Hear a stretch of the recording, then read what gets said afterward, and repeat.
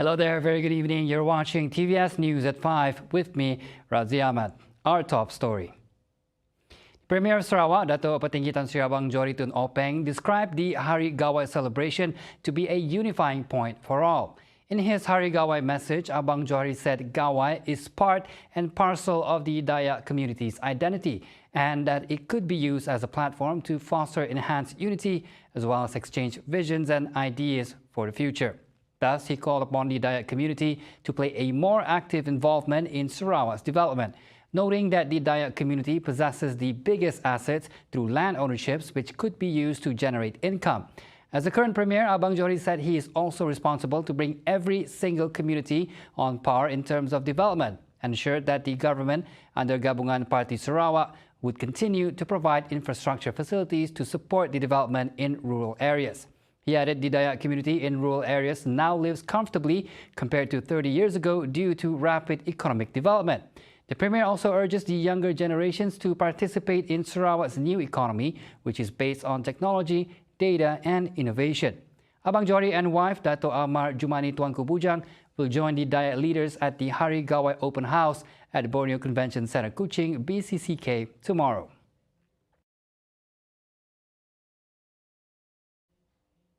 The Dayak's rich cultural and traditional heritage must be upheld in the highest regard as they are sacred and central to its identity.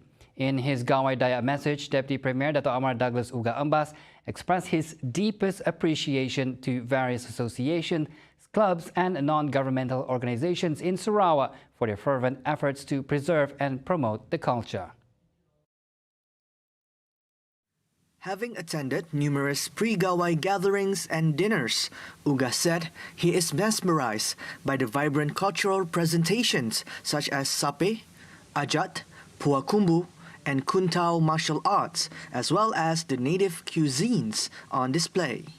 Uga also extended his appreciation to the Bidayoh and Orang Ulu communities who also shared the same passion and commitment in preserving their culture. Noting the challenges brought about by the advent of new digital technologies, he appealed to the Dayak community to take this GAWAI Dayak celebration as an opportunity to strengthen their own unity and with all other races, by continuing the tradition of ngabang, or visiting each other's open house. In conjunction with Sarawak's 60th independence, Uga noted that Sarawak had undergone major transformation and witnessed rapid socio-economic development in sectors such as communications, health, education, economic and social sectors. Thus, he called upon Sarawakians to stay united and continue to support the government in its effort to develop Sarawak as a high-income region by 2030.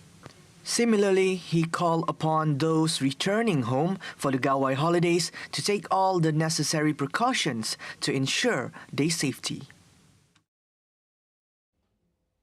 Traveling by boat is no longer the main option, as locals can now drive their own vehicles back home for GAWAI with ease in areas such as Cebu, Kapit, Sarike, Bintulu and Marudi, equipped with the conducive road network facility. Sarawak Deputy Premier Dato' Amar Douglas Uga Ambas said the development was made possible under the state government's leadership during Sarawak's 60 years of independence. Uga said that by 2025, Sarawak will have better road network system with the implementation of the Pan-Borneo Trunk Road and Second Trunk Road or Coastal Highway. For the record, by the year 2025, Sarawak will have even better road network. Apart from the Pan-Borneo Trunk Road, the GPS state government is in the midst of implementing the Second Trunk Road Coastal Highway project, costing total of ringgit Malaysia 11 billion. The packages include 11 bridges costing ringgit Malaysia 4 billion. These are all expected to be ready by 2025. He also added that the state had undergone major transformation in socio-economic aspects of telecommunication, health and education. This includes lowering the poverty rate from 47.8% in 1976 to 9% in 2019, achieving 97.9% in electrification rate and 67.2% in water supply rate in rural areas. Meanwhile, for Project Rakyat, Uga said his Ministry of Port and Infrastructure Development has been tasked to carry out 229 projects with costs totaling about 9 billion ringgit. This comprises 121 road projects, 50 bridges, 53 buildings, 4 jetties, and the bubbling stall port costing ringgit 296 million. Of the 229 projects, 98 or 43% has been completed, 53 under construction, which is 23%, and 34% or 78 are currently at the pre-contract stage. According to Uga, the infrastructure will spur the economy and at the same time improving the standard of living. Commenting further, the construction of the Sabah-Sarawak Link Road Phase 1 has begun with a 398-kilometre road project divided into 4 phases connecting Miri, Limbang and Lawas, in which the construction progress is on schedule and expected to be completed by January 2026. At the same time, he informed that the Public Works Department has set up its road maintenance unit to monitor the proper upkeep of the rural roads, with Baram being selected as the location to begin the pilot project. For most, the festive season is a time to spend with family and friends. However, for some, it means sacrificing their own holidays to serve others and seizing the opportunity to make a living. In honoring their service, TVS spoke to 2 individuals as they share their stories and what they anticipate for the upcoming GAWAI Dayak celebration. Jute Mera is one of the 7 bus drivers sacrificing his holidays to ferry locals to Bintango town.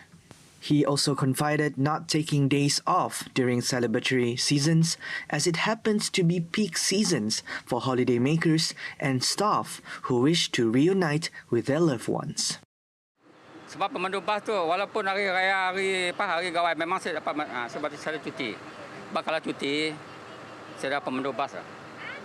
Udah ya kalau lepas macam kita macam tu hari gawai tu bagi orang pemandu ban tu lah hanya 1 bulan 2 bulan buatnya off. Sebab masa tu orang banyak balik dah yang sebab cuti. Bagi majikan siapan jualnya cuti lah sebab saya dah pemandu. The bus driver shared that GAWAI meant a busy schedule for him, as express buses are high in demand during GAWAI. Sebagai pemandu bas hebat, orang balik GAWAI tu start dari 26 bulan, bas memang penuh. Semua bas penuh. Jadi penumpang ada yang dapat tiket yang akhir last minute sampai 31 bulan buat balik. Sebab semua tiket dah penuh. Yang booking awal tu ikut jadual lah. Kalau last minute saya booking memang saya tunggu 31 lah lastnya. Sebab 31 malam GAWAI. That's it last. A craft vendor observes that the season's rush hour means customers throng the central bus station with their last-minute accessories shopping, a good indication for her business. However, the crowd also means she would have to man her booth throughout GAWAI, a sacrifice she has to make of spending less time with her family this festivity to cater for returning passengers to Kuching after the celebration. Ya, sebabnya dekat dengan bus, terminal bus. Orang balik dari Miri ke situ, ada yang dari situ balik ke kampung Miri ke Serike ke macam lah. Bentulu memang ramai lah orang dekat situ datang situ. Ya, sebelumnya tidak baliknya memang jalan-jalan dekat situ. Start dari berapa hari 17 hari bulan kah kami dekat situ sampai 4 hari bulan lah.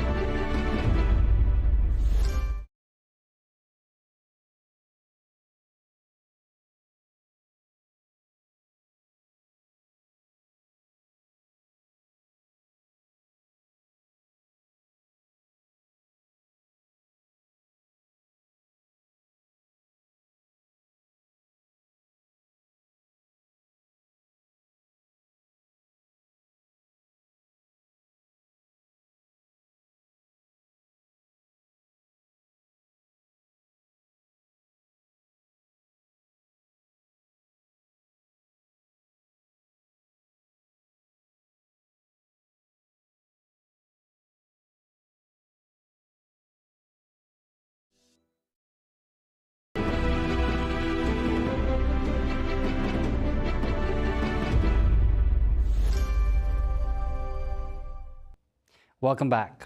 Federal Works Minister Dato' Sri Alexander Nanta Linggi has extended his sympathy to the family of a missing 17-year-old girl feared to be drowned after she was involved in a capsized boat incident in Sungai Mujong on Tuesday. Nanta, who is also Kapit MP, has also pledged assistance to the family, as well as for a swift and safe recovery of the teenage victim's body.